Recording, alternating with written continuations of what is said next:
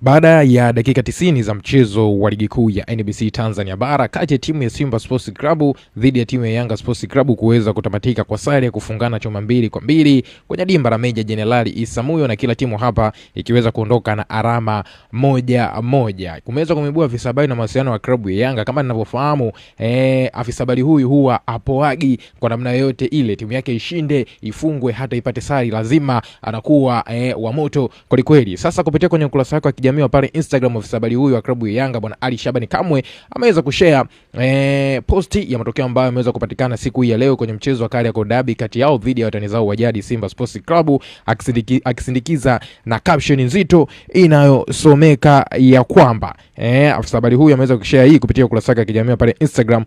Caption inasomeka ya kwamba wanaume respect kwenu, akaeka na emoji ya saluti, tumeonyesha sisi ni mabingwa wa muda wote. Hiyo ni caption ambayo ameweza kushare afisa habari huyu wa mawasiliano wa klabu ya Yanga mara baada ya timu ya Yanga kuweza kufanya comeback ya maana kabisa na kuweza kupata sare wakiwa ugenini kwenye dimba la Meja Jenerali Isamuhyo, na gepu la alama kati ya timu hizi mbili Simba Sports Club pamoja na Yanga Sports Club likiendelea kusalia kuwa lile ni alama 5. Una maoni gani mwana mchezo wangu kuhusiana hiki ambacho nimekujuza muda huu hapa? Njoo tuandike kupitia sehemu comment section, bila kusahau kulike, kushare na kusubscribe channel yetu.